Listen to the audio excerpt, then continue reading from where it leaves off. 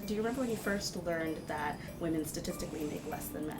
I think I've always known it. I don't think I do. I feel like it's a known fact, like we know the sky is blue. Probably would have been in university. When I started signing other people's paychecks. Childish innocence, you assume everyone is getting what they deserve. I can't think of a time when I did not know that women make less than men on average. We kind of grow up knowing things aren't quite equal. It's still a problem, and it's always been a problem. And I am much more concerned about what we're going to do about it than why it's happened. But hopefully it is a reality we can actually change because it's one we created.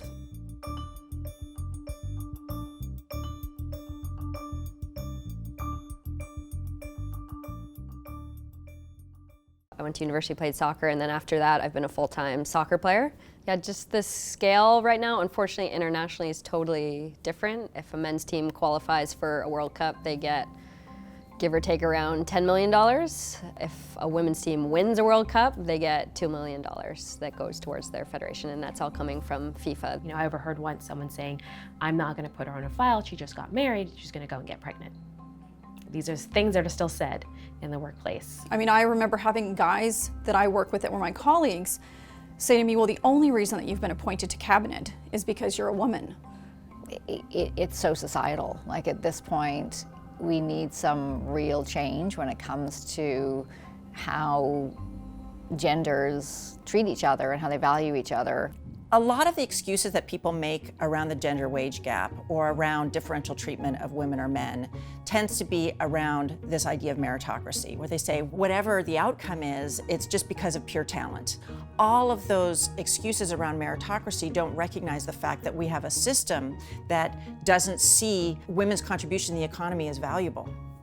We tend to devalue the feminine. There's work that shows that when a job becomes overwhelmingly women, all of a sudden that job starts paying less. As much as everyone likes to say, well, I like to work because I love it, it's not about the title, it's not about the money. Money is the collateral, it's the exchange, it's the value you're given for what you're doing and your contributions to work. So it's important to understand what your value is. There's absolutely no reason at that point that men should be making more than women when they're delivering the same quality work. There are provinces that have pay equity legislation. There's pay equity provisions at the federal level. I think everyone would argue we haven't done enough, but I think the other thing that we should argue at this point is that it's not working.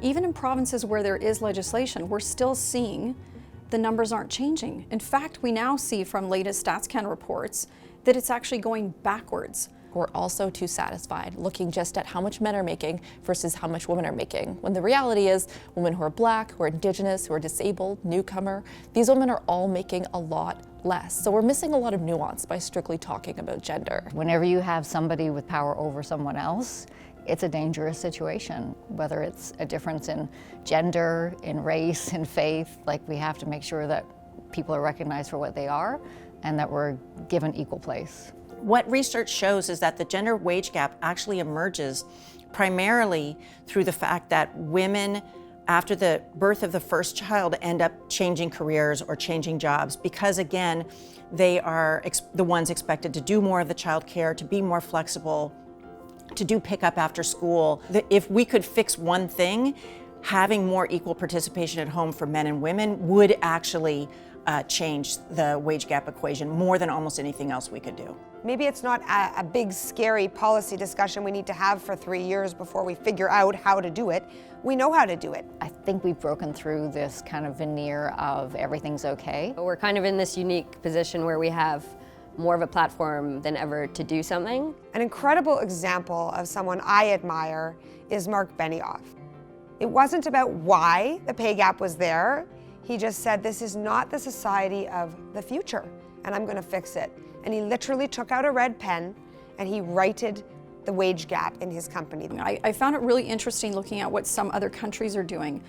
Australia has a more transparent regime, so they're asking private sector companies in particular to start reporting if there is some sort of a pay gap and what does it look like, how are they addressing it. I actually think that it's really policymakers, leaders, corporate corporate managers and people like that who are the ones who are going to have to change. You need to look at the data first. You need to confront the data. You need to accept that there are inequities in your organization before you can do something about them. I don't want to put the burden on young women to fix the problem. We can't expect to say there's a gender wage gap and then expect women themselves to fix it. They do need you. And it's not about, they're not hiring you for anything but your skills, because that's what they want in the role. They're not business is not a charity. They're hiring you because they think you're going to do a good job. So stand up for what you're worth and ask for it in the beginning, so you're not always behind trying to catch up.